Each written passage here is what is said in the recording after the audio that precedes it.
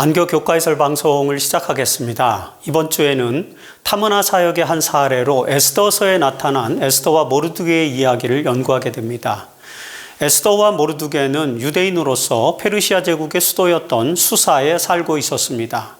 이들이 어떻게 해서 페르시아의 수사에 살고 있었는지, 그리고 그곳에서 그들은 어떤 점에서 그들의 삶이 하나님의 선교와 연관된 것인지에 대해서 살펴보는 것입니다. 본격적으로 교과의 내용을 공부하기 전에 먼저 에스더와 모르드게의 이야기에 나타난 배경을 살펴보도록 하죠. 에스더는 페르시아의 왕 아하수에로의 간택을 받고 페르시아의 왕비가 된 인물이었습니다. 그녀는 유대인이었고 또 모르드게라는 사촌 오빠에 의해서 양육을 받았죠. 이 에스더와 모르드게는 유대인으로서 이방인의 땅 페르시아에서 하나님의 백성들을 구하고 하나님의 섭리를 페르시아에 드러낸 위대한 인물로 유대인들로부터 칭송을 받았습니다. 이번 교과는 이 에스더와 모르드게가 페르시아에서 살아온 삶의 이야기 속에서 타문화권 사역의 모티프를 제시하고 있습니다. 이번 주 교과의 기억절은 이사야서 49장 6절입니다. 내가 또 너를 이방의 빛으로 삼아 나의 구원을 베풀어서 땅끝까지 이르게 하리라는 말씀이죠. 하나님께서는 야곱의 지파, 곧 이스라엘 중에 보존된 자들을 이방의 빛으로 삼으셔서 하나님의 구원을 그들에게 베풀어 땅끝까지 그 구원의 빛이 이르게 할 것이라는 그런 말씀입니다. 자, 에스더와 모르드게는 바로 이 이방인의 빛으로서의 사명을 감당했던 이스라엘의 보존된 자들이었죠. 이들이 어떻게 이방인의 땅인 페르시아에서 빛의 사명을 감당했는지 이제 구체적으로 살펴보도록 하겠습니다. 에스더와 모르드게는 이방인의 땅인 페르시아에서 생활했던 유대인이었다고 말씀드렸습니다. 자, 그들이 페르시아에서 살게 된 것은 남방 유다의 멸망과 포로의 역사로 인한 것이었음을 우리는 알게 되죠. 유다인들이 포로가 되어 이방 문화권에서 살게 된 것과 관련된 역사적 배경을 그래서 먼저 살펴볼 필요가 있습니다. 우리는 에스더서가 페르시아의 왕 아하수에로 시대의 이야기라는 사실을 잘 알고 있죠. 자, 에스더서 1장 1절에 보면 이 일은 아하수에로 왕 때에 있었던 일이니 아하수에로는 인도로부터 구스까지 127지방을 다스리는 왕이라고 이렇게 기록되어 있습니다. 이 기록에서 우리는 에스더서의 배경이 되는 페르시아의 역사적 정황에 대한 몇 가지 사실을 확인할 수 있습니다. 자, 먼저 이 이야기는 페르시아의 왕 아하수에로의 통치 시기를 배경으로 하고 있다는 것이죠. 여러분, 이 아하수에로라는 이름은 히브리식 표기이고요. 그리스식 왕의 명은요, 크세르크세스라고 불려집니다. 그래서 아하수에로는 다리우스 1세의 아들로서 페르시아의 네 번째 왕위에 오른 크세르크세스 1세에 해당하는 인물입니다. 그는 기원전 486년부터 465년까지 약 21년간 페르시아를 통치하였습니다.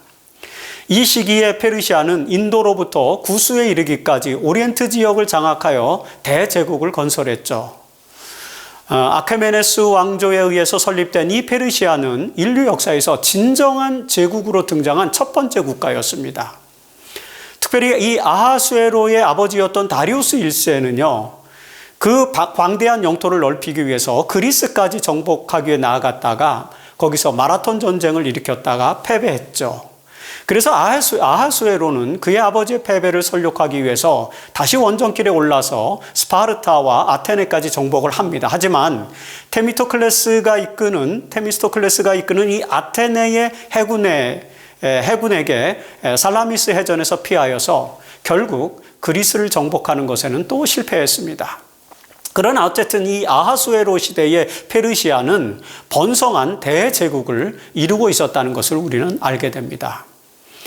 에스더와 모르드게는 바로 이 페르시아의 제국의 수도인 수산성에 거주하고 있었죠. 에스더서 2장 5절로 7절에 보면요, 도성 수산에 한 유다인이 있으니 이름은 모르드게라. 그의 삼촌의 딸 하다사 곧 에스더는 부모가 없었으나 그의 부모가 죽은 후에 모르드게가 자기 딸같이 양육하더라는 기록을 우리가 읽을 수 있죠. 자, 에스더와 모르드게는 페르시아의 수도인 수산성에 거주했던 유다인이었습니다. 그들이 그곳에 거주하게 된 것은 바로 제2차 바벨론 포로 역사와 관련이 있죠. 자, 에스더서 2장 6절에 보면요. 전에 바벨론 왕 느부갓네살이 예루살렘에서 유다 왕 여호야긴이죠. 여고냐의 백성을 사로잡아 갈 때 모르드게도 함께 사로잡혔더라는 기록이 있습니다. 자, 여기서 여고냐는 남방 유다의 19대 왕으로 3개월 정도 통치하다가 기원전 597년에 느부갓네살 왕에 의해 폐위되어 2차 포로 때 바벨론으로 끌려간 그런 여호야긴을 말하는 것입니다. 그런데 에스더서는 바로 이때에 기원전 597년에 모르드게가 함께 포로가 되어서 바벨론으로 끌려온 것처럼 기록되어 있습니다. 하지만 이 부분은 번역상에 난제가 있는 부분입니다. 만약에 이때 모르드게가 포로가 되어 바벨론으로 끌려왔다면 이 에스더서에서 그의 나이는 약 120세 정도가 되어야 합니다. 왜냐하면 에스더서의 기록은 기원전 478년경에 기록된 것이기 때문입니다. 그래서 여기 모르드게가 함께 사로잡혔더라는 이 표현은 원어 분석상 사울왕의 아버지 기스의 후손인 모르드게의 선조들이 함께 사로잡혔더라고 해석해야 한다고 구약학자들은 설명하죠. 이 해석에 따른다면 모르드게와 에스더는 포로로 잡혀온 부모 세대에 의해서 이곳 페르시아에서 출생한 유대인 후손이라고 우리가 생각해 볼 수 있는 것입니다. 자, 포로가 된 선조들로 인해서 이방 문화권에서 살 수밖에 없게 된 모르드게와 에스더는 민족 정체성과 신앙을 유지하면서 살기가 매우 어려웠을 것입니다. 에스더서 2장 10절에 보면 에스더가 자기의 민족과 종족을 말하지 아니하니 이는 모르드게가 명령하여 말하지 말라 하였음이라는 기록을 읽게 되죠. 자, 이들은 특별한 상황에서는 민족성과 신앙 정체성을 숨기면서 살 수밖에 없었습니다. 그렇지만 그들은 하나님의 백성으로서 자신들의 신앙 정체성을 포기하지는 않았죠. 그들은 언젠가는 자신들의 정체성을 드러내어 확고한 신념을 증언할 것이었습니다. 그러나 그렇게 하기 위해서는 지혜가 필요했다는 것입니다. 우리는 다니엘과 그의 세 친구들이 뜻을 정하고 자신들의 정체성을 지키고자 노력했을 때에 지혜가 충만한 지도자들이 되었음을 보게 되죠. 다니엘서 1장 20절에서 그 지혜와 총명이 온 나라 박수와 술객보다 10배나 나은 줄 아니라는 내용을 읽게 됩니다. 하나님께서는요, 이방 문화권에서도 당신의 뜻을 따라 살아가는 신실한 백성들에게 지혜를 주셔서 이방 민족에게 빛이 되게 하신다는 사실을 우리는 기억해야 합니다. 자, 이방 문화권에서 모르드게와 에스더는 지혜롭게 신앙 정체성을 유지함으로 민족을 구원하는 놀라운 역사를 만들게 됩니다. 그것이 바로 에스더서가 말하고자 하는 이야기의 핵심이죠. 에스더서 2장에서 우리는 유대 민족이었던 에스더가 페르시아의 왕후가 되는 이야기를 읽게 됩니다. 그녀가 왕후가 되기까지 하나님께서는 그들에게 지혜롭게 처신하도록 이끄셨습니다. 에스더가 이방의 궁궐에서 보여준 이 하나님의 지혜는 어떤 것이었을까요? 에스더는 포로의 후예이자 유대인이었지만 미래를 위해서 자신을 잘 관리한 인물로 나타납니다. 자, 에스더서 2장 7절에 보면 에스더는 부모가 없었으나 용모가 곱고 아리따운 처녀라. 그의 부모가 죽은 후에 모르드게가 자기 딸같이 양육하더라고 기록되어 있습니다. 에스더는요, 그의 아버지 아비하일과 어머니가 죽은 이후에 사촌인 모르드게의 수양딸이 되어 그로부터 양육을 받았습니다. 이처럼 어려운 환경에 처해 있었지만 에스더는 굴하지 않고 자신을 관리하고 미래의 운명을 준비하는 일에 최선을 다하면서 성장하였습니다. 그 결과로 그녀는 왕후가 될 수 있는 기회를 얻었고 왕의 간택을 받을 수 있었습니다. 에스더는요, 유대인이었음에도 불구하고 이방 세계에서 책 잡히지 않기 위해 지혜롭게 생활하였던 것을 우리는 읽을 수 있습니다. 자, 에스더서 2장 10절에서 아까 읽었던 에스더는 자기의 민족과 종족을 말하지 아니하였다는 것, 우리가 또 되새겨볼 필요가 있죠. 사실 이는 모르드게의 지도에 따른 것이었다고 기록되어 있습니다. 앞서 설명드린 것처럼 이들은 페르시아에서 나고 자란 유대인 2세들이었습니다. 그들은 이방 민족의 문화에 완전하게 적응하여 살고 있었죠. 따라서 그들은 하나님을 신실하게 섬기면서도 이방 문화와 충돌을 피하기 위해 매우 지혜롭게 행동하였던 것입니다. 모르드게는 페르시아의 문화권에서 지혜롭게 잘 성장하여서 유대인이었음에도 불구하고 이제 왕실 관리가 되어 궁궐문을 지키는 자가 되었죠. 이런 그의 역할로 인해 부모가 죽은 에스더를 입양해서 잘 교육시킬 수 있었던 것입니다. 이처럼 이방인의 땅에서 성장하면서 하나님의 뜻을 이루기 위해서는 지혜로운 노력이 필요했던 것 같습니다. 그래서 그들은 결정적인 순간이 올 때까지 자신들의 민족 정체성을 숨긴 채 하나님과의 신실한 관계를 유지하였던 것으로 보입니다. 에스더가 모르드게의 지도에 따라 자신의 민족성을 숨긴 것이 지혜로운 행위였는지에 대해서 우리는 어떤 판단을 해야 할까요? 엘렌 화이트는 가르포 분기별 2권 25페이지에서 이렇게 설명합니다. 말씀으로 밝혀지지 않은 문제들은 우리의 구원과는 아무런 상관이 없는 것이므로 침묵을 지키는 것이 곧 웅변이 된다라는 권면이죠. 다시 말해서 성경에 기록되지 않았기 때문에 우리는 모르드게와 에스더의 진심을 알 수 없습니다. 그래서 그 점에 대해서는 침묵을 지키는 것이 필요할 것 같습니다.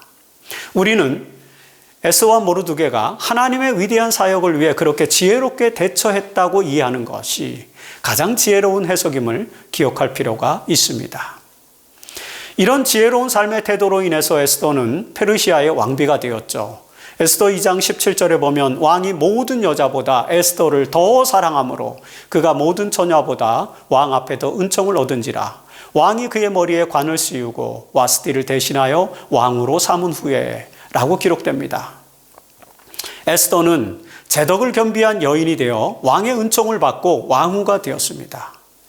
여러분, 이방인의 땅에서 포로의 후예였음에도 불구하고 왕후가 되었다는 것은 에스더가 얼마나 철저하게 준비된 삶을 살았는지를 알게 해주는 것이죠. 에스더서 2장 15절에 보면 에스더는 왕에게 나아갈 때에 궁녀를 주관하는 내시 헤게가 정한 것 이외에는 다른 것을 구하지 아니하였으나 모든 보는 자에게 사랑을 받더라는 기록이 있습니다. 이 기록에서 우리는 에스더가 외적인 미모와 더불어서 내적인 덕목을 착실하게 가꾼 인물이었다는 사실을 알게 됩니다. 특별히 에스더는 지나치거나 화려한 장식도 하지 않고 순수한 마음을 가지고 있었음을 추측할 수 있습니다. 이처럼 에스더는 이방 문화권에서 생활하면서 그들의 문화에 잘 적응했을 뿐만 아니라 하나님의 백성으로서 겸손의 미덕을 잘 실천함으로써 다른 모든 페르시아의 여자들보다 더 사랑스러운 인물이 되었다는 사실을 기억하면서 우리는 이런 지혜로운 태도를 본받는 그리스도인으로서 살아야 할 결심을 갖게 될 필요가 있습니다. 에스더 3장에는요, 이방 문화권에서 안정적인 생활을 하던 모르드게가 위기에 처하는 장면이 등장하죠.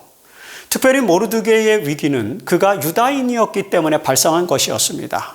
이런 위기의 상황이 어떻게 등장했는지, 그리고 그런 위기의 상황이 이방 문화권에서 선교를 위해 어떤 교훈을 주는지를 화요일 소지에서 살펴보게 됩니다.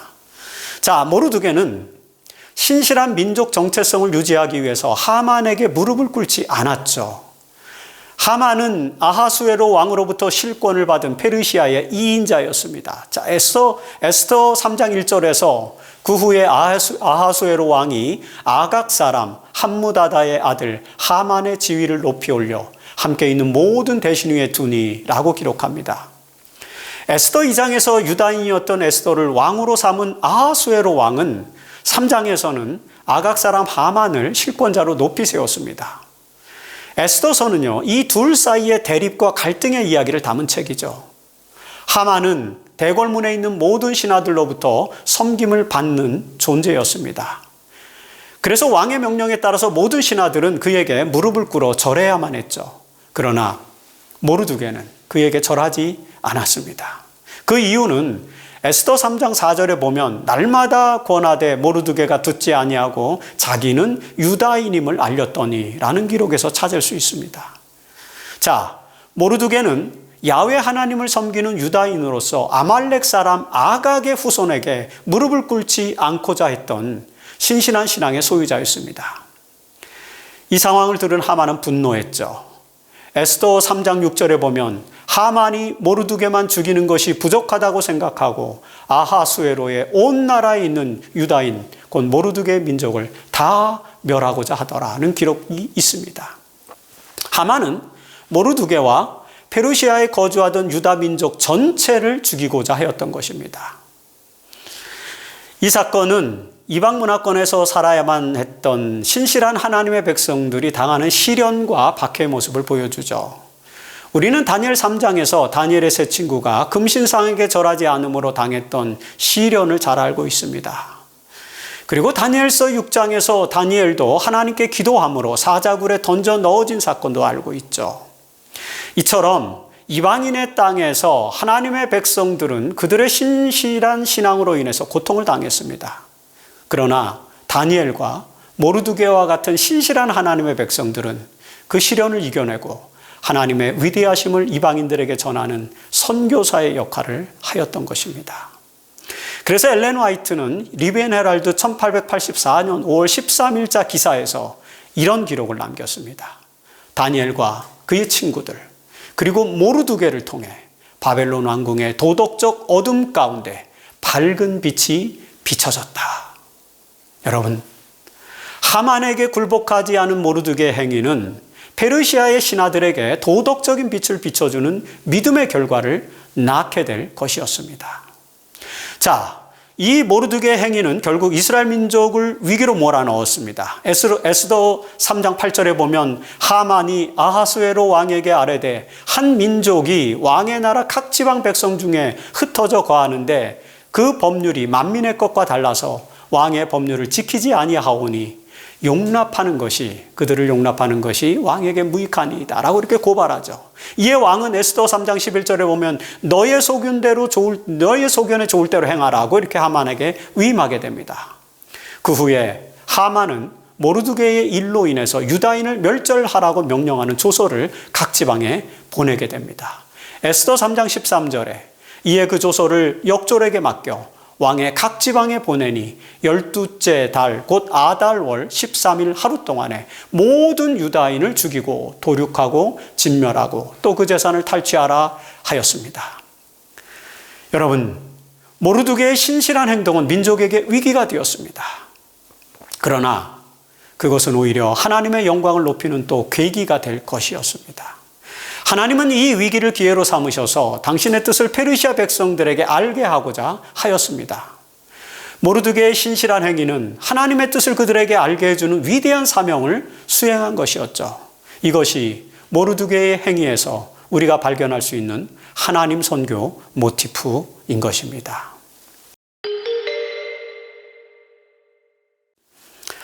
사실 하나님은 이러한 민족의 위기에서 유다인들을 구원할 방법을 미리 마련해 두셨습니다. 하나님의 그 구원의 계획은 에스더를 페르시아의 왕후가 되게 하신 것이었죠. 그러나 여러분, 민족의 구원은 하나님의 계획만 가지고 이루어지는 것이 아니라 하나님의 계획과 하나님의 백성의 헌신의 결과로 이루어질 것이었습니다. 수요일 소지에서 우리는 이 하나님의 구원의 계획에 기꺼이 참여하는 에스더의 헌신을 보게 됩니다. 먼저 모르드게를 포함해 모든 유다인들은 위기 앞에서 금식을 하게 되죠. 에스더 4장 3절에 왕의 명령과 조서가 각 지방에 이름에 유다인이 크게 애통하여 금식하며 울며 부르짖고 굵은 베옷을 입고 제 누운 자가 무수하더라고 기록합니다. 이 소식은 곧바로 왕궁에 있던 에스더에게 전해졌죠. 에스더는 자초지종을 파악하기 위해서 모르드게에게 사람을 보냈고요. 모르드게는 민족을 구원하기 위한 방법을 에스더에게 전달합니다. 자, 에스더 4장 8절에 유다인을 멸절하라고 수산궁에 내린 조서 초본을 에스더에게 보여 알게 하고 또 그에게 부탁하여 왕에게 나아가서 그 앞에서 자기 민족을 위하여 간절히 구하라고 모르드게는 에스더에게 요청합니다. 이 위기에서 유대 민족을 구원할 유일한 방법은 에스더의 헌신뿐이었습니다. 여러분, 하나님의 계획에는 종종 하나님의 백성들의 헌신이 요구될 때가 있죠. 이 페르시아에서 멸절의 위기에 놓인 유다인을 구원하는 하나님의 계획은 결국 에스더의 헌신으로 이루어질 것입니다. 만약에 에스더가 헌신하지 않는다면요. 그렇다면 에스더 4장 14절에 있는 것처럼 유다인은 다른 데로 말미암아 노임과 구원을 얻게 될 것이다. 모르드게가 이렇게 설명하지 않습니까? 그렇습니다. 하나님은 어떤 방법으로든지 이스라엘 백성들을 구원할 것입니다. 그러나 그 하나님의 섭리에는 가장 좋은 방식이 있었고 에스더는 바로 그 하나님의 섭리를 드러낼 위치에 있었던 것입니다. 하지만 우리는 에스더가 비록 왕후이긴 하였지만 쉽게 왕 앞에 나갈 처지는 아니었다는 사실을 또 하나 알고 있습니다. 당시 페르시아의 문화에서 왕후가 왕 앞에 나가서 정치적인 이슈에 대해서 간언하기 위해서는 절차가 필요했습니다. 에스더 4장 11절에 보면 남녀를 막론하고 부름을 받지 아니하고 안뜰에 들어가서 왕에게 나가면 오직 죽이는 법이요. 왕이 그자에게 금규를 내밀어야 살 것이라고 이렇게 상황을 설명하고 있죠. 자, 민족을 구원하기 위해 에스더는 목숨을 내건 결단을 내려야만 했습니다. 이 상황에서 에스더가 일신의 안위만을 생각하고 믿음의 행동을 결정하지 못한다면 민족은 멸절하게 될 것이었습니다. 그러나 에스더는 자신이 왕후가 된 것이 하나님의 섭리에 의한 것이었음을 굳게 믿고 있었습니다.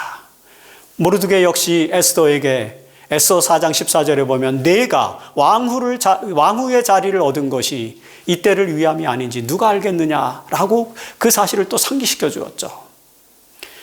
에스더는 결단을 해야 했는데 그 결정은 모든 민족에게 드러낼 하나님의 섭리의 결정을 보여주는 것이어야 했죠. 다행히 에스더는 놀라운 믿음의 결정을 보여주었습니다. 에스더서 4장 16절입니다. 모르드게는 가서 수산에 있는 유다인을 다 모으고 나를 위하여 금식하되 밤낮 3일을 먹지도 말고 마시지도 마소서. 나도 나의 시녀와 더불어 이렇게 금식한 후에 규례를 어기고 왕에게 나아가리니 죽으면 죽으리이다. 이 유명한 에스더의 고백은 에스더서가 기록된 이유를 보여줍니다. 에스더는 자신이 왕후가 된 것이 하나님의 섭리를 드러내기 위함이었다는 것을 명심하고 있었습니다. 이제 그 섭리를 드러내야 할 때 그녀는 헌신과 희생의 마음으로 그 일을 기꺼이 하고자 했습니다. 그래서 그녀와 온 유다인들은 3일을 금식하면서 하나님의 도움을 구했죠.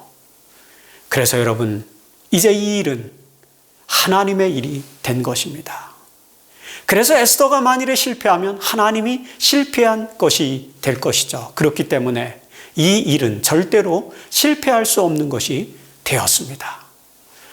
만일에 에스더가 실패하고 유다인들이 모두 죽으면 그것은 단지 유다인들의 죽음으로 그치는 것이 아니라 그들이 믿고 있던 야훼 하나님의 능력과 존재를 부정당하는 결과로 이어질 것이었죠. 이런 상황에서 에스더는 하나님의 놀라운 섭리를 페르시아의 백성들에게 드러낼 수 있는 사명을 가지게 되었던 것입니다. 그 사명을 완수하기 위해 에스더는 3일 금식으로 하나님께 의지하였고 그 후에 굳건한 믿음을 가지고 드디어 왕의 앞으로 나아가게 되었습니다.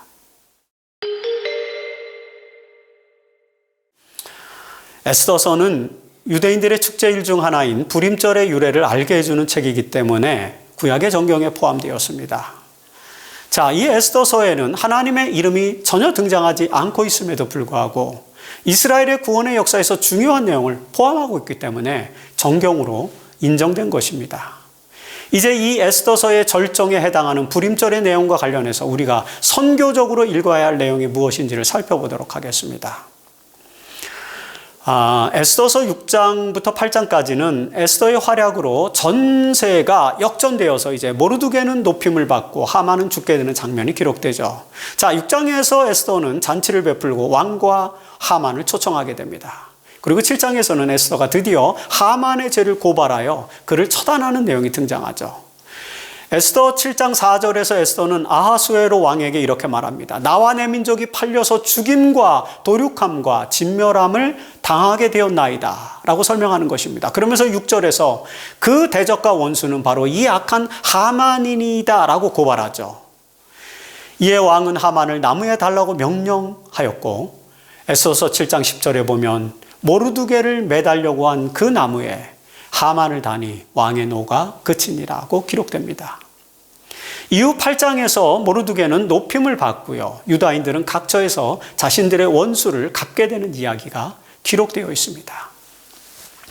에스더 8장 13절에 보면요. 이 조서의 초본을 각 지방에 전하고 각 민족에게 반포하고 유다인들에게 준비하였다가 그날의 대적에게 원수를 갚게 한지라고 기록됩니다.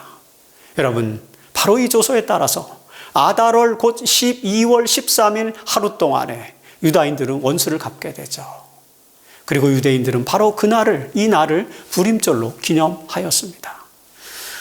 에스더 9장 20절에 모르드게가 이 일을 기록하고 모든 유대인에게 글을 보내어 한 규례를 세워서 해마다 아달월 이제 14일과 15일, 13일에 사건이 일어났고 그 다음 날과 다음 날 이틀을 지키라고 지시하였고요.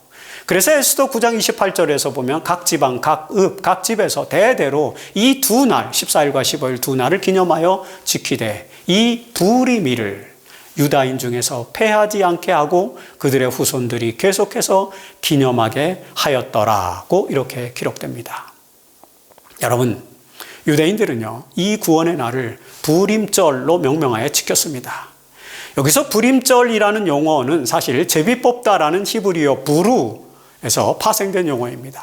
자, 에스더 9장 24절 25절에 보면요, 하만이 유다인을 진멸하기를 꾀하고 부루 곧 제비를 뽑아 그들을 죽이고 멸하려 하였으나 유다인을 해하려 하던 악한 꾀에 그 악한 꾀를 그의 머리에 돌려보내어 하만과 그의 여러 아들을 나무에 달게 하였으므로라는 그런 기록이 있지 않습니까? 자, 이 날을 부림절이라고 명명하게 된 것은 바로 여기 부루라고 하는 단어 때문인 것입니다. 이 날은 하만의 악한 꾀에서 이스라엘 백성들이 구원함을 받은 날을 기념하는 축제일이 된 것입니다. 그리고 여러분, 이 놀라운 부림절의 역사에서 우리가 기억해야 할 한 가지가 더 있습니다. 그것은 바로 이 극적인 반전 사건으로 인해서 페르시아에서 유다인들이 존중을 받고 그들이 믿는 야훼 하나님의 이름이 높여졌다는 것입니다. 그래서 에스더 8장 17절에 보면 본토 백성, 이 페르시아 백성이 유다인을 두려워하여 유다인이 되는 자가 많더라는 기록을 읽게 되는 것입니다. 페르시아의 백성들은 하만에 의해 멸절될 위기에 처해 있던 유다인들이 에스더의 헌신으로 구원을 받고 오히려 하만과 그들의 원수들을 제거하고 모르드게가 높임을 받는 사건을 목격하면서 유다인들을 지키시고 돌보시는 하나님의 구원의 섭리를 목격하게 되었습니다. 이 놀라운 사건은 야훼 하나님의 능력과 권위를 높이는 역사가 되었고요. 그리고 그 역사를 경험한 사람들은 유다인이 되어 야훼 하나님을 섬기게 되었다는 것입니다. 이 놀라운 선교의 역사가 일어난 것은 바로 모르드게와 에스더의 헌신 때문이었던 것이죠.